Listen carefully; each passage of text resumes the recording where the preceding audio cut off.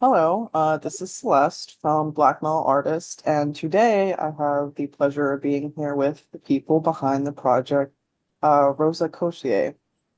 Yeah. Hello. Yeah. And Hello. So how did the concept and themes of Acqua Tofana come to yeah. life, and what inspired the EP's title? The piece title comes from a poison that exists, it's a real poison called Acqua Tofana, and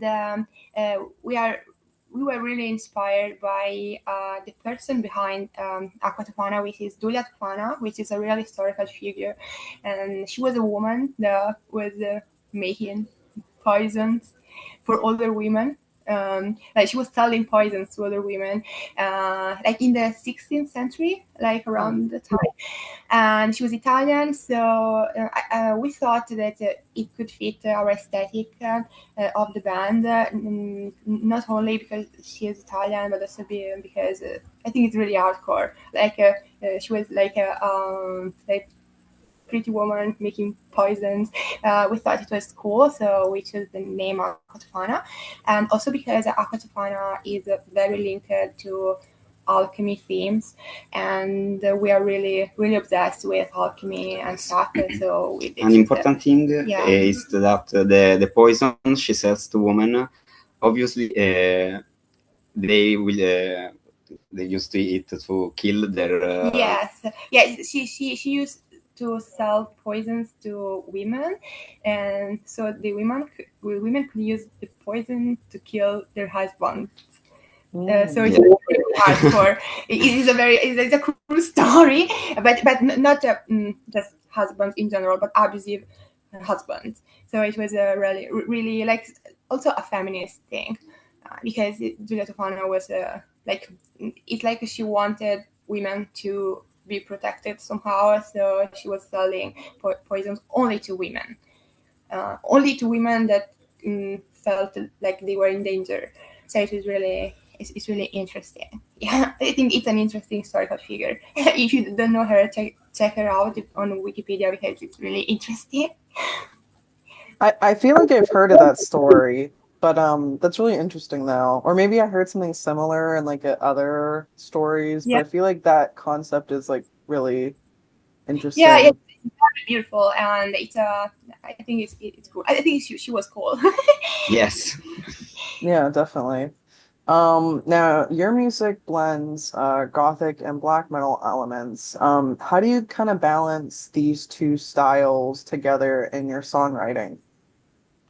uh, Actually, we didn't think too much about how our music sounds. Like it's not like we think, okay, we are going to write a black metal song or a gothic song.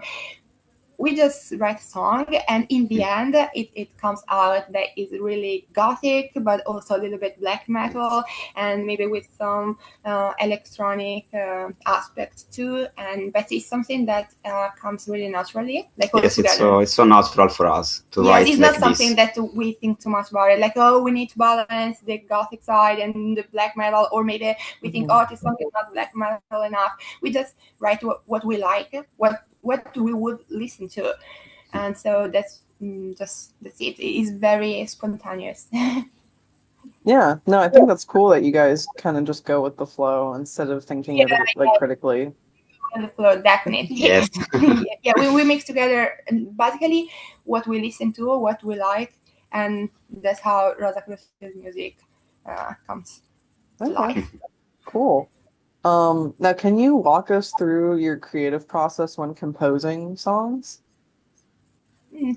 Um, yeah, actually, it's very chaotic the way we uh, start processing ideas, because since it's just the two of us, Hmm. it's easier, but it's also really chaotic because sometimes we just wake up in the morning, we have an idea, and we're like, okay, we should write a song about that, or maybe we like a concept, and we're like, oh, we should totally write a song about this concept, and we get influenced by almost everything, like even books, both me and him own a lot of esotericism books or occult books and stuff, and we just I don't know, open the pages and find something that we really like, and we're like, okay, this could be a really nice idea for the song.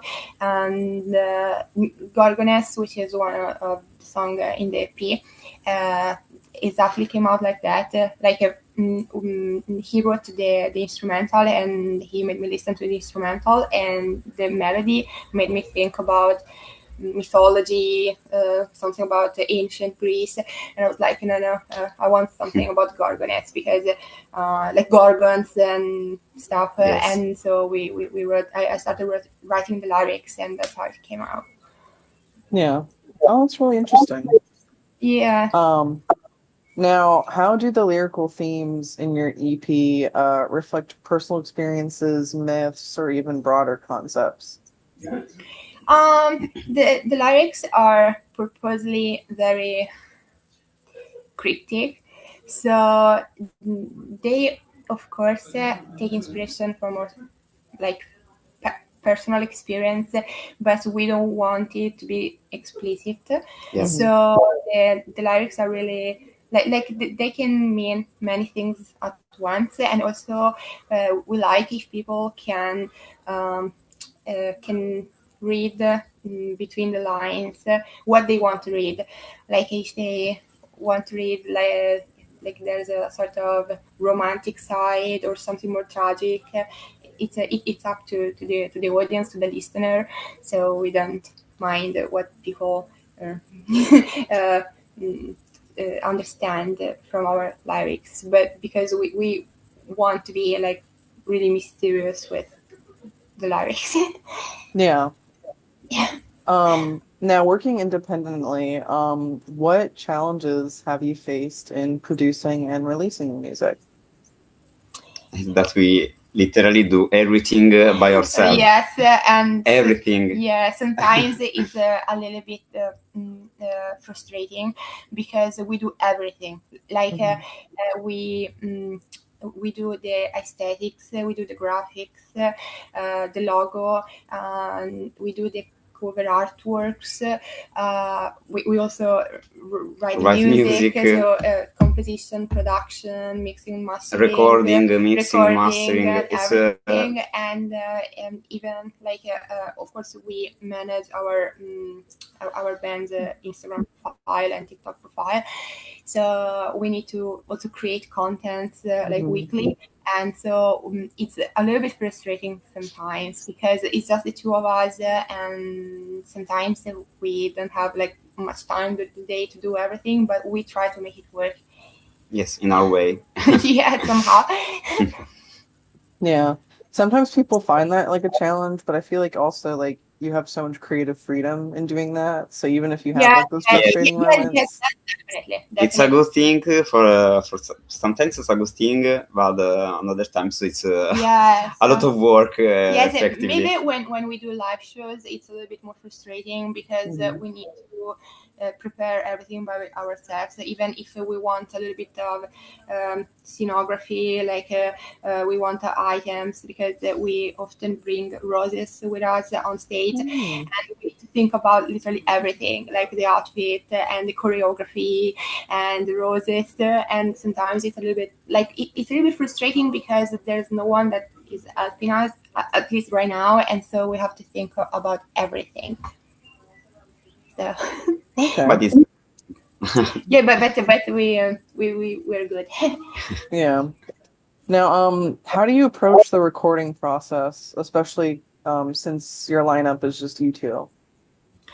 Well, actually, we are on a sort of like do-it-yourself thing, because we don't own a professional studio. We own an audio interface, a microphone. That's how we record, and we have a laptop. That's how we record, and so it's also very lo-fi somehow, but I think it fits our aesthetic, especially the black metal side, because it's more like something like homemade. Yes, it's more raw. Its name is also more raw, exactly, and it's we like because we don't want to sound like a super professional and Mhm. overproduced, because it wouldn't sound good with our aesthetic. It would be like a little bit out of place. And so our recording process is exactly like this: a laptop, an audio interface, Yes. and microphones, and electric guitar. Yes. Yeah. Now, Acqua Tofana includes tracks with diverse moods. Now, how do you decide, I guess, the flow and arrangement of songs? Uh, Again, it's not something that we decide, that we make on purpose. Like, it's not Mhm. something that we decide like rationally, like, okay, we have to do that. So sometimes he writes a Yes, I made melody. the production or the skeleton of the song sometimes, Yes. or in another occasion the full production, but it depends by the mood. Sometimes in like 3 or 4 months, we wrote a lot of songs. But at that point, we decided which will be the storytelling of the EP in this case. And we selected a few songs that maybe so different, but will work together how we see that story. Okay. Sorry, I didn't- Yes. But basically, we wrote a lot of songs, and then we collect the ones that thought could sound very good together and could tell a story, like the ones that we did choose for Acqua Tofana IP. But again, it's not something that we do like on purpose. Like it's something that we study. Like we just write songs, and then we're like, okay, this song sounds so good together with his other song and fits his other song as well. And so this is also how we decide the set list for our live shows. Like we Okay. try to put together the songs that make sense together. Yeah, like the mood and stuff. And we just want to show. We just want to show every ogni sfumatura, Appreciate. every shade of our story or our Yes, taste yes, in because music too. we have like a sort of lore behind the band, and we would like to tell a story. Like each song is like small part of a bigger story. So we like to have a full story, like the beginning and the story and the ending, like reading a book somehow. Yeah, that makes sense. Yeah. Now, what are some particular bands, artists, or even like cultural influences that helped shape the sound of this EP? Mm, too many. Yeah. We listen to too much music. Like speaking of like black metal, we take a lot of inspirations from like Burzum, or personally I like Mayhem, Mm. Emperor, Dark Throne, and band like that. But also we really like Ulver, Yes. Mirkur, even like newer black Mm. metal bands. Also, we like Pagan music too, yeah, like yes, Heilung, Heilung, exactly, for which is a example. they're really experimental, and we like how Mm. they are making music and also how they're making their live shows. And also, we are deeply inspired by Visual Kei, which is a Japanese genre, and we are really inspired by everything, even the aesthetics of Visual Kei.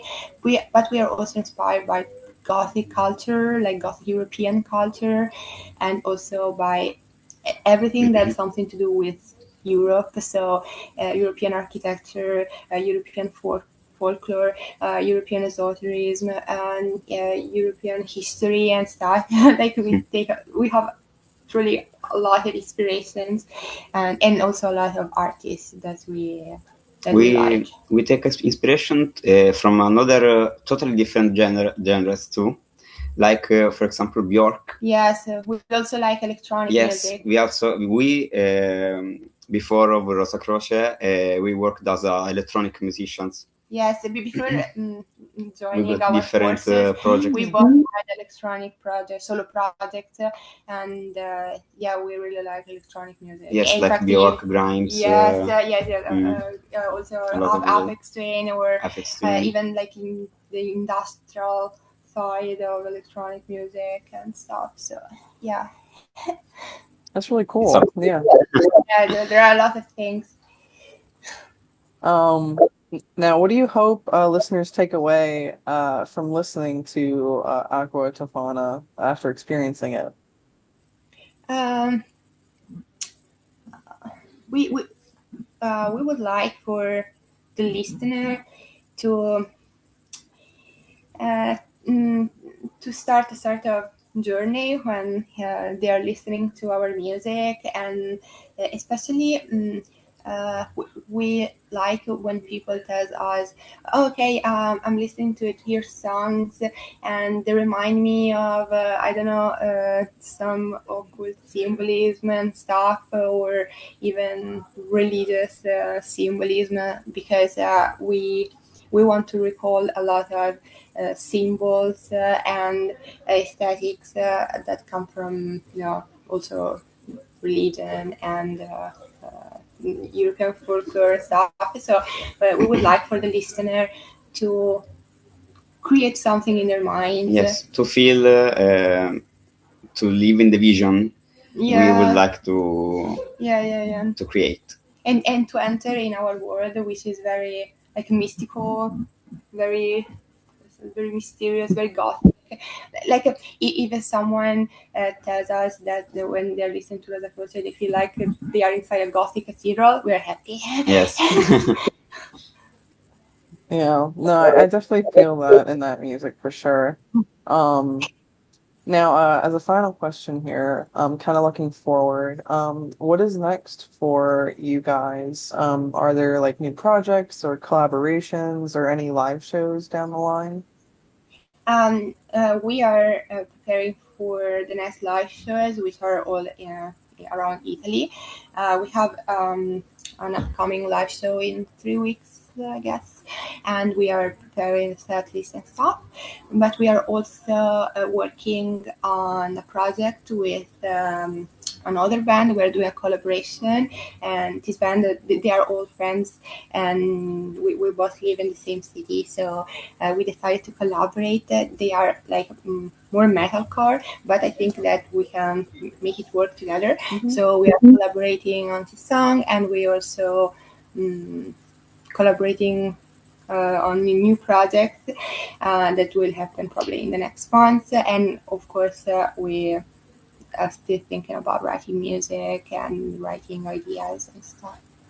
We just wanted to bring out a more truly music from the roots of Italy. We want to show what the real ancient story of Italy is, like Christian esotericism.